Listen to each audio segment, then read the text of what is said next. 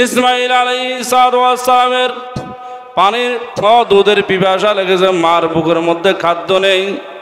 মা কি করলেন, যখন বুকের মধ্যে খাদ্য নেই, কিতাবে লিখতেছে মুসলমান জাতি ভালো মতো বুঝে দাও, মা সন্তানের গালের মধ্যে জিহ্বাটাকে এইভাবে লাগা দিয়েছে, বলে বাবা আমার জিহ্বাটা ছেটে খাও। জিহ্বার মধ্যে কোনো পানি নাই, মার জিহ্বা শুষে সন্তান, কিন্তু জিহ্বা দিয়ে কোনো পানিও পায় না। হযরত ইব্রাহিম আলাইহিস সালাম স্ত্রীকে বললেন, সন্তানকে রেডি করে চলো আমার সাথে মক্কায় চলে যাই, যে আল্লাহ পাকের পক্ষ থেকে হুকুম হয়ে যাওয়ার জন্য। পয়গম্বর ইব্রাহিমের প্রতি আল্লাহর নির্দেশ হতে দেরি, কিন্তু রেডি হতে দেরি হয় নাই। সবে সুবহানাল্লাহ। ছোট শিশু ইসমাইল এবং হযরত হাজরা আলাইহিস সালামকে নিয়ে হযরত ইব্রাহিম আলাইহিস সালাম যেখানে খানায়ে কাবা অবস্থিত হয়েছে পাহাড়ের গুহায়, কোথায় বলেন? পাহাড়ের মধ্যে, একদম গ্রাম অঞ্চল, যেখানে পাহাড়কে পাহাড়, নির্জন এলাকা, যেখানে কোনো মানুষের বসবাস নাই, ওই জায়গার মধ্যে আল্লাহর হুকুমে নিয়ে গেলেন।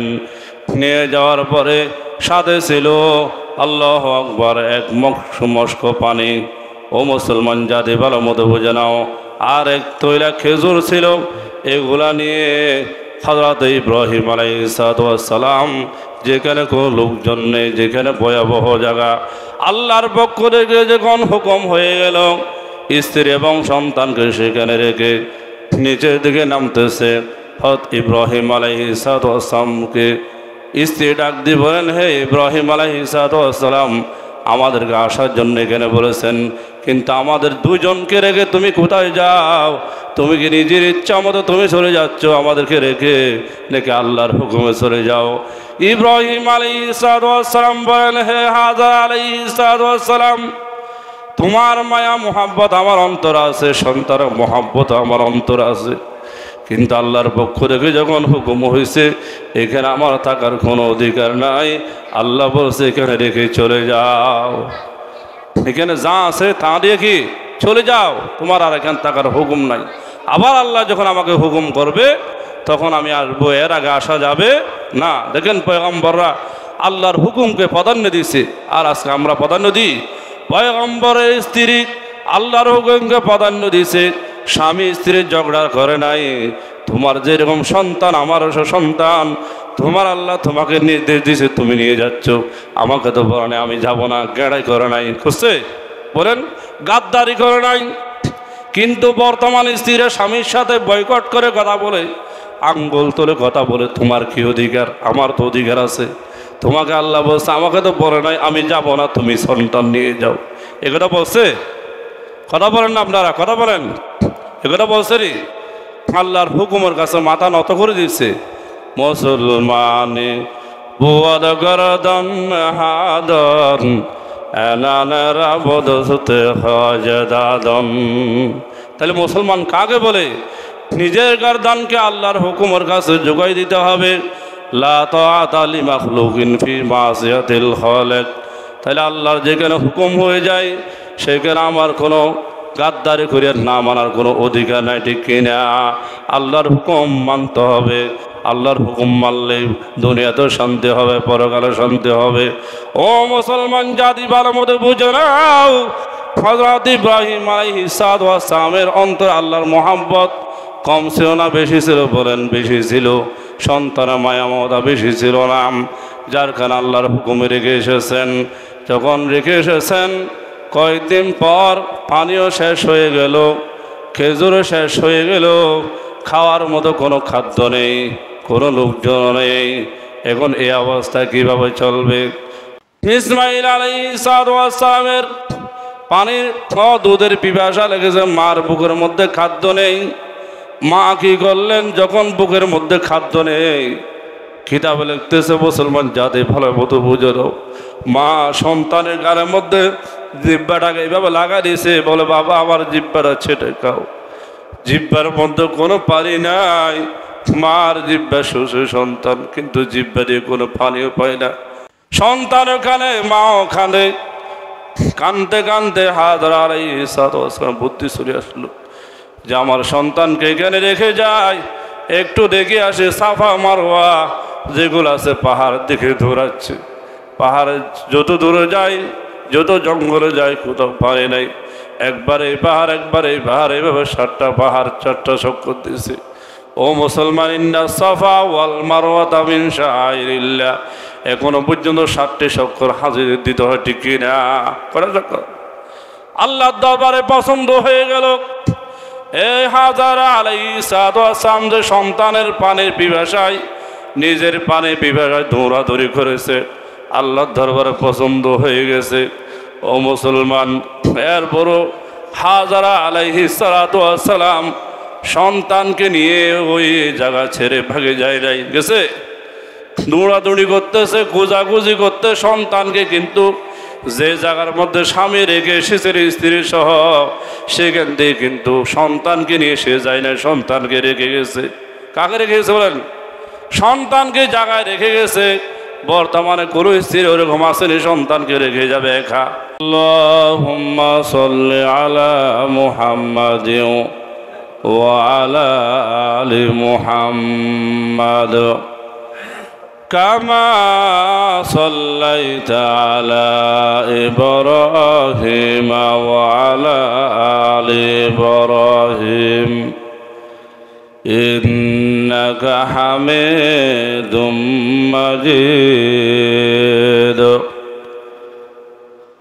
আল্লাহুম্মা বারিক আলা মুহাম্মাদিন ওয়া আলা আলি মুহাম্মাদ কামা বারাকতা আলা ইব্রাহিম ওয়া আলা আলি ইব্রাহিম ইন্নাকা হামিদুম মাজিদ। ইয়াদ হক দুনিয়া মে সুবহ শাম করো, याद हक दुनिया में सुबह शाम कर, जिस लिए आया है तो काम कर, वरना पेरशर जिंदगी है याद रख, चंद रोजा जिंदगी है याद रख। दार फानी की सजावट पर न जा, नेकियों से अपन असली घर बना, नेकियों से अपन असली घर बना। আলহামদুলিল্লাহ, আমরা সকলে মহান আল্লাহ পাকের দরবারে লাখো কোটি শুকরিয়া আদায় করি যে মহান আল্লাহ পাক রব্বুল আলামিন আপনাদেরকে আমাকে ঘূর্ণিঝড় রেমালের পর সুস্থ রেখে সবল রেখে আল্লাহর ঘরে বেহেশতের বাগানে সকলের পূর্বে আসার এবং বসার এবং আমাকে বয়ান করার আপনাদেরকে যে আল্লাহ পাক শোনার মতো তৌফিক দান করেছেন, আমরা সকলে মহান আল্লাহ পাকের দরবারে কালিমাতুশ শুকর আদায় করি। সকলে বলি আলহামদুলিল্লাহ। আমরা সকলে জানি কুরবান কিন্তু অতি নিকটে,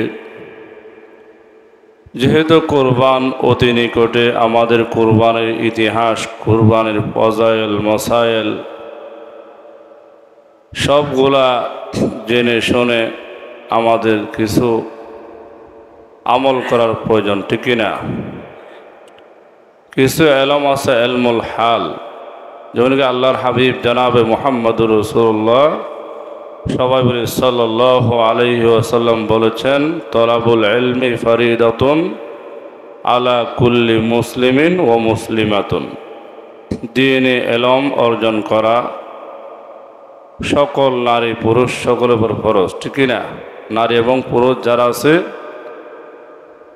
সবার উপর কি এলমদিন হাসিল করা ফরজ। কতটুকু? যখন যতটুকুর প্রয়োজন, বলেন যখন, যেটাকে বলা হয় এলমুল হাল। আলেম হওয়া হলো মুস্তাহাব, বলেন আলেম হওয়া কি? সব মুখে বলেন আলেম হওয়া ফরজ নয়, বলেন কি নয়? ফরজ যদি হইতো তাহলে আপনারা কেউ বাল থাকতে পারতেন না, কি থাকতে হতো না বলেন? কেউ আমাম থাকা যাইতো না, ইংরেজি শিক্ষিত বাংলা শিক্ষিত থাকা যাইতো না। তাহলে এলমুল হাল হিসাবে আমাদের অবশ্যই এগুলো জানা থাকতো, এগুলো জানা ফরজ। যেমন নাকি কেউ আকলে বালেক হয়েছে, কি হয়েছে বলেন? আকলে বালেক বুঝেননি? কথা কই না। হতাশ চেয়েছিল ছবি, ছোট বাচ্চা ছিল, সে আবার কিসি খাব মে মোতাগাইয়ের সুরত, কোনো স্বপ্নের মাধ্যমে সে পরিবর্তন হয়ে গেল। বলো হুজুর বুঝলাম না। এগুলো কিতাবের ভাষা তো আপনাদের জন্য বোঝা কঠিন, এই জন্য সহজ ভাষায় বলি। যেমন নাকি অনেকে ছোটো ছোটো বাচ্চাদের যখন কণ্ঠ শুনে, কোরআন তেলাওয়াত শুনে, যখন নাত রাসূল শ্রবণ করে, তখন অনেকে পাগল হয়ে যায়। বাবা কত সুন্দর মধুর কণ্ঠের কোরআন তেলাওয়াত, কত সুন্দর মধুর কণ্ঠের গজল, এগুলো নিয়ে অনেকে আফসোস করে। কয়েকদিন পরে যখন সে একটু বড় হয়, কি হয়? অর্থাৎ শরীয়তের বিধান অনুযায়ী বালেগ হয়, 14 বছর, 15 বছর, 13 বছর, 12 বছর যখন হয়, তখন কি বালেগ যখন হয়ে যায়, অর্থাৎ তার উপর শরীয়তের বিধান যখন জারি হয়, তখন জায়গা যায় তার গলাটা বোমবন্যা হয়, মনে বলছেন ফাড়া বাসার মতো হয়ে যায় অনেকের আর কি। কারো হয় না, কারো কি হয়, একটু পরিবর্তন হয়, আওয়াজটা কি হয় বলেন? পরিবর্তন হয়। এই জন্য কোনো ছোটো বাচ্চার আওয়াজের উপর, কণ্ঠের উপর ভরসা রাখা যাবে না। এটা কখনো কি পরিবর্তন হতে পারে, আবার কখনো পরিবর্তন, অনেকে আবার ঘুরে গাড়ি চলে আসে, কণ্ঠ আরও সুন্দর হয়। তেমনি আমাদের কণ্ঠগুলা যখন আলহামদুলিল্লাহ ছোটোবেলায় ছিলাম, এক এক নাত যখন পড়তাম, পুরো মাদ্রাসার ছাত্র আশ্চর্য হয়ে যেত, আমাদের উস্তাদরা আশ্চর্য হতেন। আমি যখন জামাতে নাহমে পড়ি, আপনারা বুঝবেন না এগুলো, যারা মাদ্রাসায় পড়ে মিজান কি পড়ি, যখন মাদ্রাসায় পড়ি, যখন তেলাওয়াত করতাম, হুজুর সবাই এইভাবে বলতো, নাত পড়লে ছাত্র সবাই আশ্চর্য হয়ে যেত, বুঝলেন নাই? আমি জামাতে নাহম থেকে নিয়ে ক্যান্ডামের 7 বছর জোয়ান নামাজ পড়েছি। কোথায়? এই যে বাইদিত ক্যান্ডামেন 71 ফিট অ্যাম্বুলেন্স, এখানে প্রায় সময় 5 ওয়াক্ত নামাজ, জুমার নামাজ, তারাবির নামাজ পড়াইতাম ক্যান্ডামেনে। তখন কণ্ঠটা দিলে সেই আর্মিরা আমাকে খুব আদর করতো, কেউ ডাকতো ভাগিনা, কেউ ডাকতো ভাই, বুঝলেন নাই, কেউ ডাকতো আঙ্কেল, এভাবে আদর করতো। এমনও সময় গেছে আমার, আর্মিরা সরাসরি গাড়ি করে নিয়ে আল্লামা দেলোয়ার হোসেন সাইদি সাহেবের তাফসীরের মাহফিল যে হয়তো ওইখানে ফেরেট ময়দানে আর্মির গাড়ি করে যেতাম। তখন আমার কত আনন্দ লাগতো, কারণ এটা প্রশাসন, আর্মি, বুঝলেন নাই, ওদেরকে সবাই সম্মান করে, ভয় পাই। তখন আমারও আনন্দ লাগতো। কী লাগতো? ওদের সাথে যাইলে খুব আনন্দ লাগতো। বোঝার জন্য বলেছি ঘটনাগুলা। এক পর্যায়ে ওরা আমাকে আদর করে কেউ টুপি দিত কিনা, কেউ দিত পাঞ্জাবি, কেউ দিত লুঙ্গি, কেউ দিত আবার আমাকে তাফসীর কোরআন কিনে কিনে বিভিন্ন কিতাব। কেন দিতেন? মানে আমার ওরা গজল শুনতো, কোরআন তেলাওয়াত শুনতো, আবার আমার থেকে ওরা শিখতো। কী করতো বলেন? আমি অনেক মেয়েদেরকে, আমার আম্মা জীবিত আছে, জিজ্ঞেস করলে শুনতে পারবেন, কোরআন শরীফ তাদেরকে শিখাইতাম। এক জুমায় যখন আমি কোরআন তেলাওয়াত সম্পর্কে আলোচনা করেছিলাম যে কোরআন অবশ্যই মুসলমান হিসাবে শিখতে হবে, শিখা ফরজ, ওই বয়ান শোনার পরে অনেক আর্মি, কর্নেল, সিইউ, বুঝলেন নাই, সুবেদার, সৈনিকরা, যাদের ভিতর আল্লাহর ভয় আছে, ওরা কিন্তু আর বসে থাকে না। তখন আমাকে বলছে হুজুর একটু কোরআন শিখান। কি শিখান? আপনার তেলাওয়াত ভয় লাগে। তখন আমি কি করতাম? ফজর নামাজের পরে, যখন নামাজের পরে, আসর নামাজের পরে, তারাবির নামাজের পরে যখন আমার সুযোগ হয়, তখন আমি ওদেরকে কোরআন শিখাইতাম। কী করতাম? কোনো দরদারা নাই, কয় টাকা দিকে বলা নাই, কিন্তু আনলিমিটেড টাকার কোনো কথাই নাই। এটা মহাব্বতে পড়াইতাম। কিসের হিসেবে? মহাব্বত করে পড়াইতাম। ওরাও আমাকে মহাব্বত করে এগুলো কিনে দিতেন। কী করতেন? এটা হলো হাদিয়া দেয়। কি দেয়? হাদিয়া। ভালো মতো বোঝেন। কীভাবে পড়াইতাম? আমি শুয়ে আছি, ফজর নামাজের পরে ঘুমাচ্ছি, আমার পাশে আল্লাহর কসম, বিশ্বাস করেন আল্লাহর ঘর, আমি ঘুমাচ্ছি, আর্মি 2-3টা মিলে আলিফ বা তা আলিফ লাম আলিফ বা আলিফ, বুঝে নাই? এইভাবে হামজা জবর আ, বা জবর বা দাল।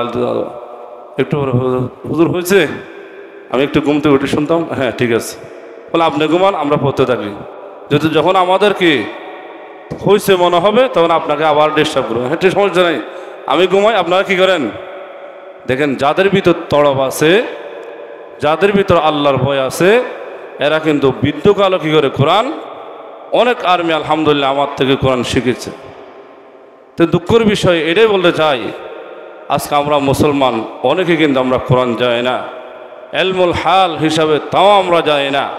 যেমন কি এলমুল হাল, কোরবানি যে এখন যাদের উপর ফরজ হয়েছে, ওদের কোরবানির মশলা জানা ফরজ। বলেন, কোরবানির মশলা জানা কি ফরজ? আজকে ফরজ আমাদের কাছে জানা নাই বিদায় আজকে আমাদের ভিতর গন্ডগোল হচ্ছে, মানা হচ্ছে না। কি হচ্ছে না বলেন? মানা হচ্ছে না, পড়া হচ্ছে না। নামাজ না পড়লে কি গুনাহ আমি জানি না, অথবা জানার পরে অনেকে মানি না। বলেন, জানার পরে মানি না। ইসলাম আমার মন মতো হবে না, ইসলাম মতো আমার জীবন গঠন করতে হবে, ঠিক কিনা? ইসলাম আমার মন অনুযায়ী হবে না। আল্লাহ তাআলা পয়গম্বররা যে জিনিসটা আমল করেছেন, যেটা আল্লাহর কাছে পছন্দ হয়েছেন, সেই অনুযায়ী আল্লাহ পাক কোরআনের মধ্যে অনেকগুলো আয়াত নাজিল করেছেন, ঠিক কিনা? কিন্তু আপনার আমার জন্য কোরআনের আবার নতুনভাবে কোনো আয়াত নাজিল হবে না। বলেন, কোনো ওলির জন্য, পীরের জন্য নতুনভাবে কোনো কি আয়াত নাজিল হবে না। একমাত্র আমার নবী জনাবে মুহাম্মদুর রাসূলুল্লাহ সাল্লাল্লাহু আলাইহি ওয়াসাল্লামের উপর কোরআন নাজিল হয়েছেন। এখানে আল্লাহ তাআলা যা যা বলা উচিত তা বলে দিয়েছে।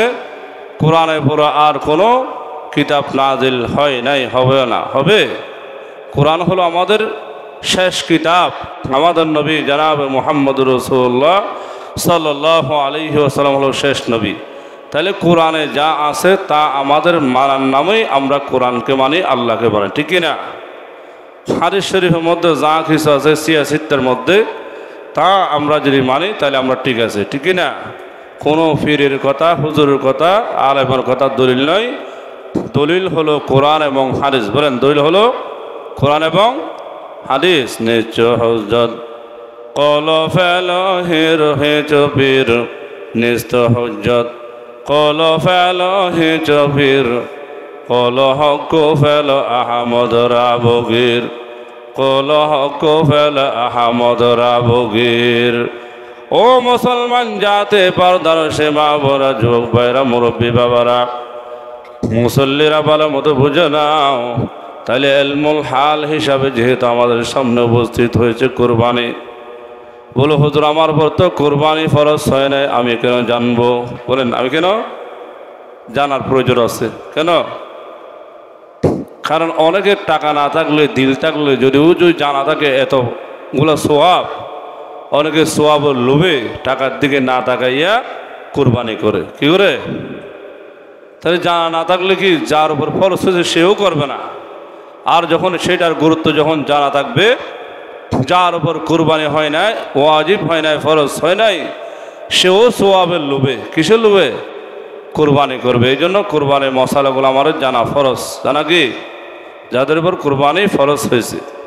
তাহলে আসেন আমরা কোরবানি সম্পর্কে জেনে নিই। আল্লাহ পাক রব্বুল আলামিন যুগে যুগে যতগুলো নবী রাসূল প্রেরণ করেছেন, সবাই, সকলের উম্মতরা কোরবানি করেছেন। কোরবানি হলো সুন্নাতা আবিকুম ইব্রাহিম।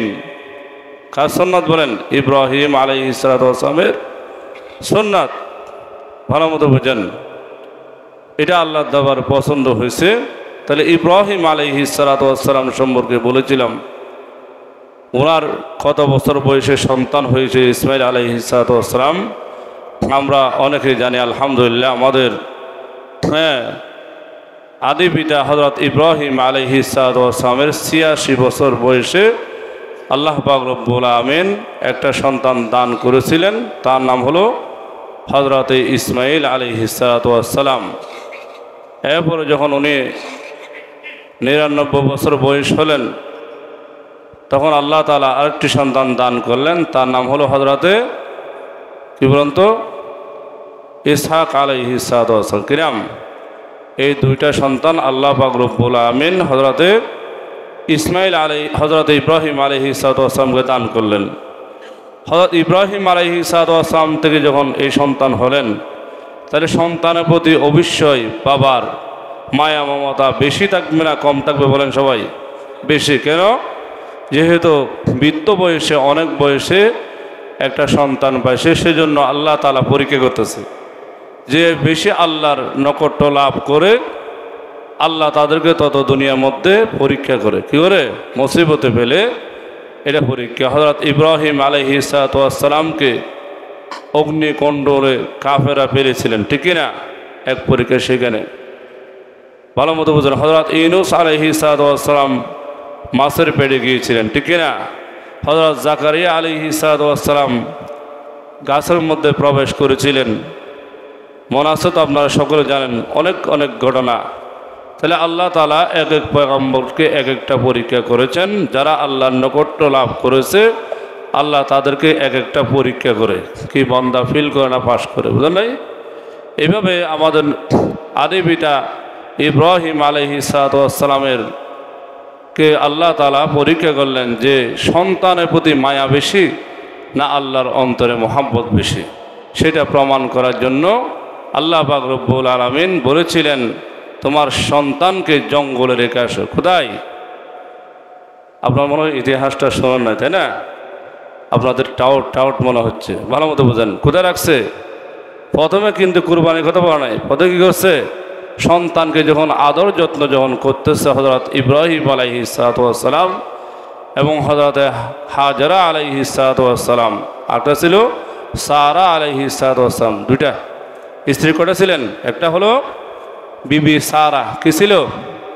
একটা হলো হাজারা করে হযরতে ইসমাইল আলাইহিস সালাম জন্ম লাভ করেছেন। ভালো মতো বুঝেন। এখন তো আমরা বর্তমানে কেউ যদি 2টা 3টা 4টা বিয়ে করে, আমরা ওদেরকে অনেকে ঘৃণা করি।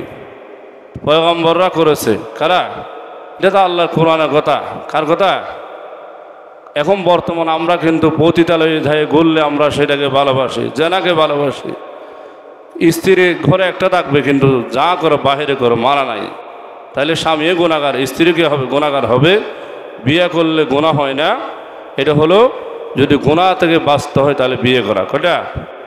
1টা 2টা 3টা 4টা, মাসনা ওয়া সুলাসা ওয়া রুবা। বলে হুজুর আবার এখানে বিয়ের কথা বলছেন কেন? প্রশ্ন আছে কি না? বলার অর্থ এটাই, যেহেতু পয়গম্বর ইব্রাহিম আলাইহিস সালাম 2টি বিয়ে করেছেন। কয়টি বিয়ে? তাহলে এখন আপনাদের পয়গম্বরের প্রতি একটা কি আসবে? খারাপ দান আসবে। তাহলে পয়গম্বর ইব্রাহিম খারাপ ছিল? নাউজুবিল্লাহ। নাউজুবিল্লাহ বলেন। বিয়ে করলে খারাপ নয়, বিয়ে করলে ভালো। কি বলেন? বিয়ে করা নবীর সুন্নত। কার সুন্নত? আন-নিকাহু মিন সুন্নতি ফামান রাগিবা আন সুন্নতি ফালাইসা মিন্নি। বিয়ে করা নবীর সুন্নত। যে নবীর সুন্নত থেকে মুখ ফেললো, মুখ ফিরালো, অর্থাৎ নবীর সুন্নত পালন করলো না, বিয়ে করলো না, আল্লাহর নবী বলেন ফালাইসা মিন্নি, সে আমার উম্মত নয়। বলেন, সে আমার, যার সমর্থ আছে। বিয়ে হলো 4 প্রকার। কয় প্রকার বলেন? এগুলো ধারাবাহিকভাবে আলোচনা করতে হবে বোঝার জন্য। বিয়ে হলো ফরজ। বলেন, মুখে মুখে বলেন, না হয় আপনারা সমালোচনা করবেন। এগুলো আমি সারা পৃথিবীর মধ্য বিশ্ব কি প্রচার করি। কেন? আপনাদের ভুল যাতে না থাকে। ভুল হলে এই যে তাহেরি এবং আমাদের আহমদুল্লাহ, শেখ আহমদুল্লাহকে নিয়ে তুলপাত চলতে, তাই না? আপনারা অনেকে শুনেছেন, শুনুন নাই? তাহলে আমাকে নিয়ে তোলপাড় শুরু হবে ইউটিউবে, ফেসবুকে, বিভিন্ন মিডিয়ার মাধ্যমে যদি আমি ভুল বলে থাকি। এই জন্য আমি শুদ্ধ কথা বলবো। পৃথিবীর কেউ ভুল ধরতে পারবে না যদি আমার কথা শুদ্ধ হয়, কোরআন এবং সুন্নাহ মতো হয়, ফেকা মতো যদি হয়, তাহলে ঠিক আছে। কি আছে বলেন? তাহলে বিয়ে 4 প্রকার। বলেন, বিয়ে কয় প্রকার? বিয়ে ফরজ। বলেন, আপনার মুখে বলেন, বিয়ে কি ফরজ? বিয়া ওয়াজিব। বলেন, বিয়া ওয়াজিব। বিয়া মাকরু। বিয়ে কি? বিয়া সুন্নত। বিয়ে কি? এবার আসেন ফরজ কার জন্য? যে ব্যক্তির মহিলা দেখলে মন টিকাইতে পারে না, গুনার দিকে দাবিত হয়, গুনাহ থেকে বাঁচার জন্য বিয়ে করা কি তার জন্য ফরজ। তাও যদি তার কি থাকে? চলার মতো সাধ্য থাকে। কি থাকে? চলার মতো সাধ্য মানে ঘর বাড়ি কাপড় চোপড় খাওয়া দাওয়া। শুধু বিয়ে করলে আমাকে করো, যার খানা সে খাও, এটা নয়। চাকরি করে খাও, এটার নাম বিয়া নয়, এটার নাম হলো জুলুম। কি করা? স্ত্রীকে এগুলো দিতে হবে, পর্দা মতো রাখতে হবে। 5টা জিনিস যেটা প্রয়োজন তাকে সেটা দিতে হবে। দিতে পারলে সে কিন্তু বিয়ে করবে। যদি এগুলো দেওয়ার মতো সাধ্য না থাকে তার জন্য বিয়ে মাকরু। বলেন তার জন্য কি? অর্থাৎ তার রোজা রাখতে হবে। কি রাখতে হবে? রোজা রাখতে হবে। রোজা কেন রাখবে? রোজা রাখলে মানুষ দুর্বল হয়ে যায়। কি হয়ে যায়? তার বল শক্তি থাকে না, তখন সে কি আর গুনাহ করতে পারবে? রোজা রাখি গুনাহ করা যায়? জোরে বলেন, আপনারা করেন মনে হয়, তাই না? রোজা রাখি মিথ্যা কথা বলা যায়? রোজা রাখি ঝগড়া করা যায়? রোজা রেখে মোবাইলে প্রেম করা যায়? যায় না। সেই জন্য রোজা রাখতে হবে যার এই সামর্থ্যগুলো নাই। তাহলে বিয়ে ফরজ কার জন্য? যার সব আছে দিতে পারবে, কিন্তু বিয়ে না করে শুধু হোটেলে হোটেলে মেয়ে নিয়ে ধরে, বুঝলেন নাই? তাহলে তার জন্য বিয়ে করা কি ফরজ। এরপরে বিয়া ওয়াজিব। বিয়া কি ওয়াজিব। কখন?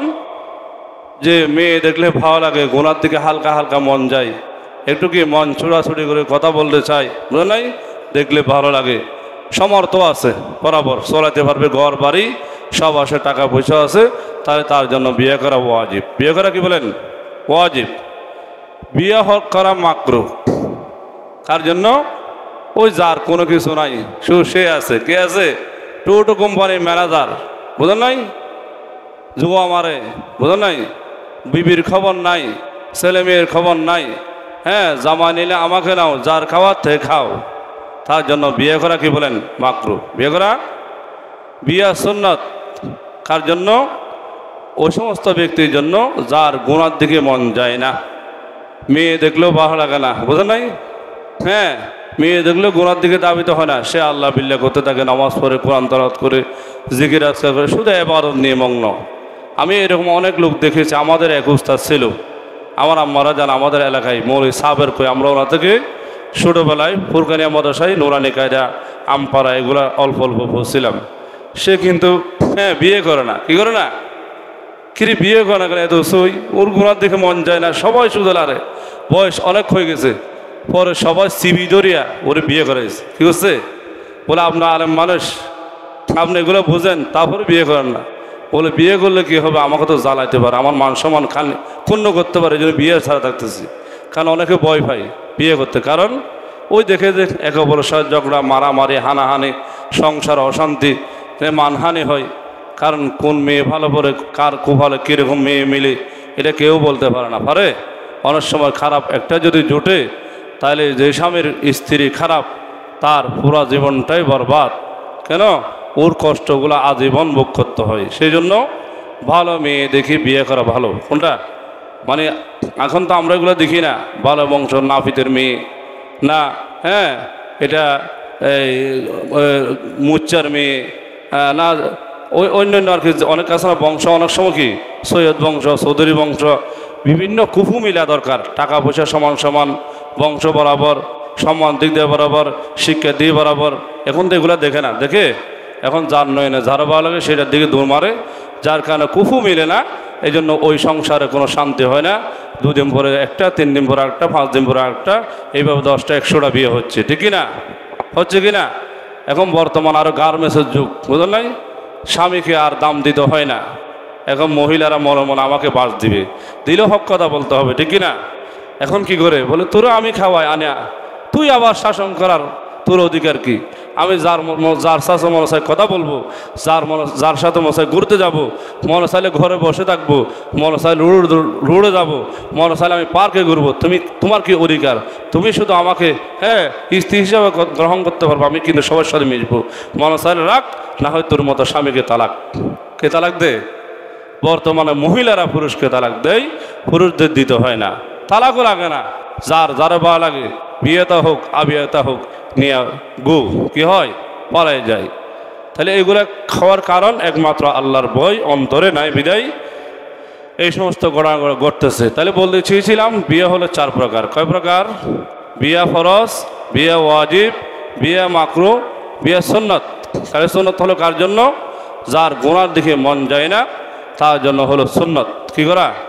আর যদি রসুল সুন্নত পালন না করে তাহলে রসুল বলেন সে আমার উম্মত নয়। তাহলে বিয়ে করা কি বলেন তো ভাই? আল্লাহ রসুলের সুন্নত। আমাদের নবী জনাব মোহাম্মদ রসুল্লাহ সাল্লাল্লাহু আলাইহি ওয়াসাল্লাম 11টি বিয়ে করেছে। কয়টা? কিন্তু কেন করছে? এটা হলো বিপদে বসছে কোনো মহিলা, অভাবী ছিল, বুঝলেন নাই, অথবা কেউ বিধবা হয়ে গেছে, এখন তাকে যদি আল্লাহ রসুল বিয়ে না করে তাহলে এর মানখানে হতে পারে। কেমনে? বলে মেয়েটা খারাপ, দেহ ব্যবসা করে এই সেই বিভিন্ন কি তহমতে পড়ে যেতে পারে। সেই জন্য আল্লাহ রসুল ওদেরকে ডাঙ্গা দেওয়ার জন্য, কী দেওয়ার জন্য? নিজের নফসের হেসকে মিটানোর জন্য নয়। আল্লাহর কসম করে বলি, কিতাবে লেখা আছে আমাদের নবী চাইলে একজন দুইজন নয়, আল্লাহ রসুল চাইলে 1000 নারীকে বিয়ে করতে পারতেন। আল্লাহ তাআলা এমন শক্তি আমাদের নবীকে দিয়েছেন। কয় হাজার? তাহলে আল্লাহ রসুল কয়টা করছে? 11টা। তাহলে ওনার নিজের নফসের জন্য নয়। ওইরকম যদি হয়তো আল্লাহ রসুল সর্বপ্রথম বিয়ে করেছে একটা 2 বিয়েতা মহিলা। কারে? হযরতে খাদিজা রাদিয়াল্লাহু তাআলা আনহাকে। কেন? ইসলামের স্বার্থে। কিসের স্বার্থে বলেন? কথা বলে না, আরো বলেন, জোরে বলেন, কিসের স্বার্থে? ইসলামের স্বার্থে বিয়ে করেছেন, ইসলামের প্রচারের জন্য। কি করার জন্য? প্রচার করার জন্য। এখন তো আমরা বিয়ে শাদী করে টাকা পয়সা থেকে নিজে বিল্ডিং বানার জন্য, একটু বিলাসিতা করার জন্য, গাড়িতে ঘোরার জন্য 2 দিন পরে দেখা যায় ওই স্ত্রী তারে কুঁড়া মারে। কি মারে? বলে বেড়া লজ্জা লাগে না আমার গাড়ি নিয়ে ঘোরস? তোর লজ্জা লাগে না আমার খাটের মধ্যে ঘুমাস? তোর লজ্জা লাগে না আমার সুকিজের মধ্যে কাপড় রাখস? পরে হয় মারামারে। কি করে হয়? পরে এক পর্যায়ে দেখা যায় ওইখানে লাগবে বাড়ির মধ্যে ঘুমায়। হয় কি না? 2 দিন পরে কাটটালাই এগুলো জ্বালা দেয়। হয় কি না? তাহলে যৌতুক নেওয়া ভালো না খারাপ? যৌতুক নেওয়া হারাম। তাহলে আমি যখন হারামকে যখন আমার ঘরে আনবো কখনো শান্তি হবে? কথা বলেন। আমাদের নবীর এই জন্য নেয় নাই, এদিকে টাকার দিকে টাকার ইসলামের জন্য যা করেছে, নিজের জন্য কিছু করে নাই। যদি নিজের জন্য করতো তাহলে আমাদের নবী সবগুলা ডনাট্যবান মহিলা বিয়ে করতেন। ঠিক না? অসহায় কেন বিয়ে করছে? বুঝলেন নাই? গরিব দুঃখী কেন বিয়ে করেছে? একমাত্র ওদেরকে স্থান দেওয়ার জন্য, ওদের সম্মানকে রক্ষা করার জন্য আল্লাহ রসুল বিয়ে করেছেন। কিন্তু আল্লাহ রসুলের স্ত্রী কোনো পুরুষের জন্য বিয়ে করা জায়েজ নয়। বলেন, কোনো পুরুষের জন্য বিয়ে করা জায়েজ নয়। অনেকগুলো মশলা এখানে জানার বিষয় আছে। তাহলে আসেন মূল ঘটনার দিকে চলে যায়, কুরবানি। তাহলে কুরবানির ইতিহাস হাবিল এবং কাবিল থেকে শুরু। আদম আলাইহিস সালাম 2 সন্তান, হাবিল কাবিল, এগুলো আপনারা সবাই জানেন। এরপর আল্লাহ তাআলা হযরত ইব্রাহিম আলাইহিস সালাম যেহেতু 86 বয়সে সন্তানের বাবা হলেন, ইসমাইল আলাইহিস সালামের যে আল্লাহর মহব্বত অন্তরে বেশি পয়গম্বরের না সন্তানের মহব্বত বেশি, সেটা পরীক্ষা করার জন্য আল্লাহ তাআলা বলেন, হে ইব্রাহিম, তোমার সন্তান এবং স্ত্রীকে জঙ্গলে রেখে আসো। কোথায় রেখে আসো? হযরত ইব্রাহিম আলাইহিস সালাম স্ত্রীকে বললেন, সন্তানকে রেডি করে চলো আমার সাথে, মক্কায় চলে যাই যে আল্লাহ পাকের পক্ষ থেকে হুকুম হয়ে যাওয়ার জন্য। পয়গম্বর ইব্রাহিমের প্রতি আল্লাহর নির্দেশ হতে দেরি, কিন্তু রেডি হতে দেরি হয় নাই। সবে সুবহানাল্লাহ। ছোট শিশু ইসমাইল এবং হযরতে হাজরা আলাইহিস সালামকে নিয়ে হযরত ইব্রাহিম আলাইহিস সালাম যেখানে খানায়ে কাবা অবস্থিত হয়েছে পাহাড়ের গুহায়। কোথায় বলেন?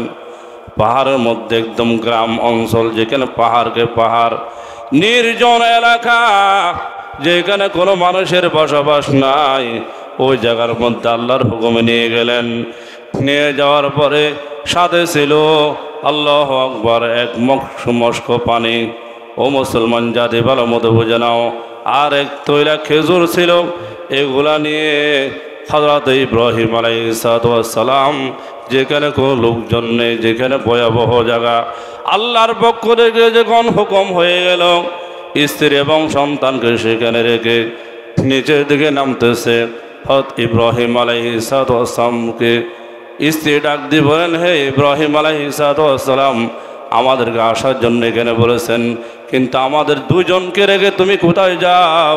তুমি কি নিজের ইচ্ছা মতো তুমি চলে যাচ্ছ আমাদেরকে রেখে, নাকি আল্লাহর হুকুমে চলে যাও? ইব্রাহিম আলাইহিস সালাম বলেন, হে হাজরা আলাইহিস সালাম, তোমার মায়া মোহাব্বত আমার অন্তরে আছে, সন্তানের মোহাব্বত আমার অন্তরে আছে, কিন্তু আল্লাহর পক্ষ থেকে যখন হুকুম হয়েছে এখানে আমার থাকার কোনো অধিকার নাই, আল্লাহ বলছে এখানে রেখে চলে যাও, এখানে যা আছে তা দিয়ে কি চলে যাও, তোমার আর এখানে থাকার হুকুম নাই। আবার আল্লাহ যখন আমাকে হুকুম করবে তখন আমি আসবো, এর আগে আসা যাবে না। দেখেন পয়গম্বররা আল্লাহর হুকুমকে প্রাধান্য দিছে, আর আজকে আমরা প্রাধান্য দিই। পয়গম্বরের স্ত্রী আল্লাহর হুকুমকে প্রাধান্য দিছে, স্বামী স্ত্রীর ঝগড়া করে নাই। তোমার যেরকম সন্তান আমারও সন্তান, তোমার আল্লাহ তোমাকে নির্দেশ দিছে তুমি নিয়ে যাচ্ছ, আমাকে তো বলে নাই আমি যাব না, গেড়াই করে নাই, বুঝছে বলেন, গাদ্দারি করে নাই। কিন্তু বর্তমান স্ত্রীরা স্বামীর সাথে বয়কট করে কথা বলে, আঙ্গুল তোলে কথা বলে, তোমার কি অধিকার, আমার তো অধিকার আছে, তোমাকে আল্লাহ বলছে আমাকে তো বলে নাই আমি যাব না, তুমি সন্তান নিয়ে যাও, এগুলো বলছে? কথা বলেন না আপনারা, কথা বলেন, এগুলো বলছে নি? আল্লাহর হুকুমের কাছে মাথা নত করে দিচ্ছে। মুসলমানে বুয়াদ গরদন হাদন এনানেরা বদসতে হজদাদন। তাহলে মুসলমান কাকে বলে? নিজের গর্দানকে আল্লাহর হুকুমের কাছে যোগাই দিতে হবে। লা তাআতা লিমাখলুকিন ফি মাসিয়াতিল খালিক। তাহলে আল্লাহর যেখানে হুকুম হয়ে যায় সেখানে আমার কোনো গাদ্দারি করে না মানার কোনো অধিকার নাই, ঠিক কিনা? আল্লাহর হুকুম মানতে হবে, আল্লাহর হুকুম মানলে দুনিয়াতেও শান্তি হবে, পরকালে শান্তি হবে। ও মুসলমান জাতি ভালো মতো বুঝে নাও, হযরত ইব্রাহিম আলাইহিস সালামের অন্তর আল্লাহর মোহাব্বত কম ছিল না বেশি ছিল? বলেন বেশি ছিল।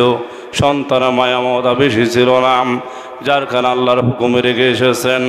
যখন রেখে এসেছেন কয়েকদিন পর পানিও শেষ হয়ে গেল, খেজুরও শেষ হয়ে গেল, খাওয়ার মতো কোনো খাদ্য নেই, কোনো লোকজন নেই।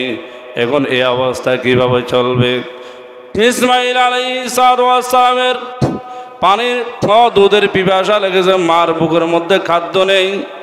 মা কি করলেন? যখন বুকের মধ্যে খাদ্য নেই, কিতাবে লিখতেছে মুসলমান জাতি ভালো মতো বুঝে দাও, মা সন্তানের গালের মধ্যে জিহ্বাটাকে এইভাবে লাগা দিয়েছে, বলে বাবা আমার জিহ্বাটা ছেটে খাও। জিহ্বার মধ্যে কোনো পানি নাই, মার জিহ্বা শুষে সন্তান, কিন্তু জিহ্বা দিয়ে কোনো পানিও পায় না। সন্তানও খানে, মাও খানে। কানতে কানতে হাজরা আলাইহিস সালাম বুদ্ধি চলে আসলো যে আমার সন্তানকে এখানে রেখে যায়, একটু দেখে আসে সাফা মারওয়া যেগুলো আছে পাহাড় দিকে দৌড়াচ্ছে। পাহাড়ে যত দূরে যায়, যত জঙ্গলে যায়, কোথাও পারে নাই। একবার এই পাহাড়, একবার এই পাহাড়, এইভাবে 7টা পাহাড় 4টা চক্কর দিয়েছে। ও মুসলমান, ইন্না সাফা ওয়াল মারওয়াতা মিন শাআইরিল্লাহ, এখনো পর্যন্ত 7টি চক্কর হাজির দিতে হয়, ঠিক কিনা? করা চক্কর আল্লাহর দরবারে পছন্দ হয়ে গেল। এই হাজারা আলাইহিস সালাম যে সন্তানের পানির পিপাসায়, নিজের পানির পিপাসায় দৌড়াদৌড়ি করেছে, আল্লাহর দরবারে পছন্দ হয়ে গেছে। ও মুসলমান, এরপরও হাজারা আলাইহিস সালাম সন্তানকে নিয়ে ওই জায়গা ছেড়ে ভাগে যায় নাই, গেছে দৌড়াদৌড়ি করতেছে, খোঁজাখুঁজি করতে সন্তানকে, কিন্তু যে জায়গার মধ্যে স্বামী রেখে এসেছে স্ত্রী সহ, সেখান থেকে কিন্তু সন্তানকে নিয়ে সে যায় না, সন্তানকে রেখে গেছে। কাকে রেখে গেছে বলেন? সন্তানকে জায়গায় রেখে গেছে। বর্তমানে কোনো স্ত্রী ওরকম আসেনি সন্তানকে রেখে যাবে একা। মরুভূমি, পাহাড় চতুর্দিকে, এই জায়গার মধ্যে বাঘও তো আসতে পারে, শ্রীগালা আসতে পারে, অনেক সময় বড় বড় অজগর সাপ আসতে পারে, গুই সাপ আসতে পারে, কত কিছু আসতে পারে। এদের ঈমান ছিল আল্লাহর উপর। কার উপর ছিল? কথা বল না, কার উপর?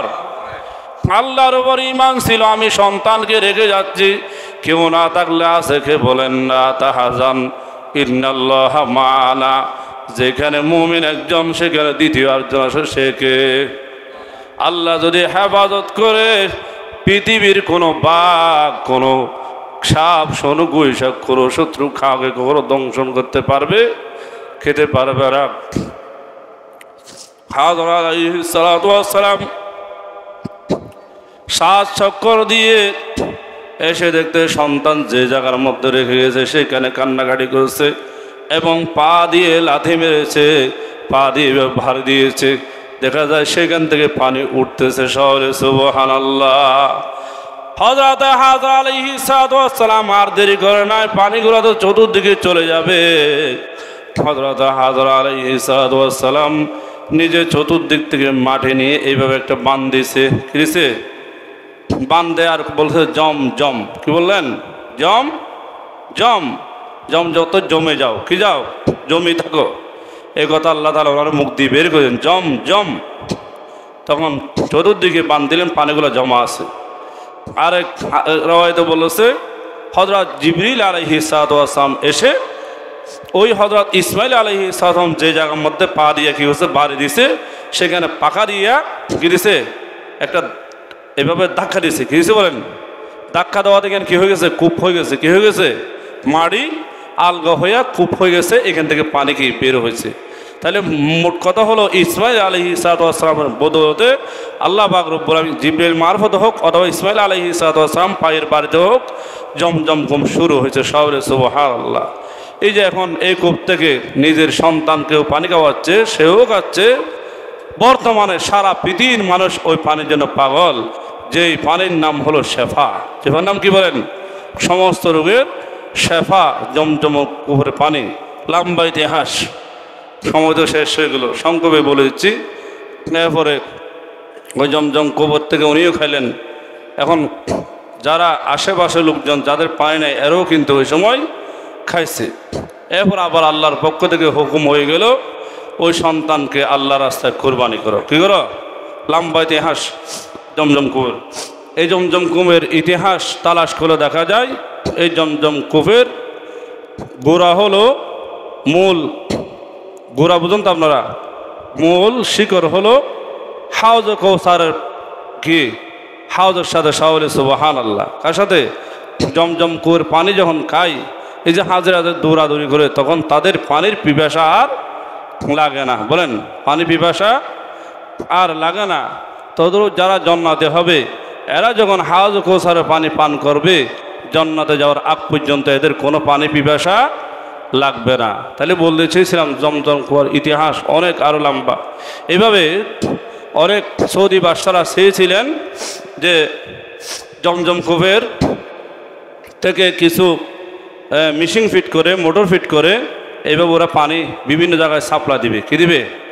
জমজম কূপের ডাইরেক্ট জমজম কূপ থেকে নৌলি দিয়ে আমরা নিই না, অনেক সময় মোটর দিয়ে বিভিন্ন পুষ্করিণী থেকে বিভিন্ন আমরা হাউস থেকে পানি নিই না, ওইরকম চাইছে, কিন্তু কোনো মোটর ওইখানে দিয়ে দেওয়া যায় না। পরে কী করে ওরা, বর্তমান অবস্থা হলো ওরা সেখান থেকে পানি বালতি দিয়ে অথবা অন্য কোনো কিছু দিয়ে নেয়, কিন্তু মিশিং জাতি নয়, এভাবে কি তুলে আবার কি একটা ড্রামে পড়ে। কোথায় বড় বড় ড্রাম আছে, ওখানে বড়, ওখানে মোটর লাগে, ওইখান থেকে নিতে পারে। কোথা থেকে? কিন্তু ডাইরেক্ট জমজম কূপে মোটর লাগানোর মতো কারো কি সাধ্য এই পর্যন্ত হয় নাই, কিয়ামত পর্যন্ত কেউ পারবো না, কেউ কি পারবো না। এই যে জমজম কূপের ইতিহাস, তাইলে আসছে কোথা থেকে?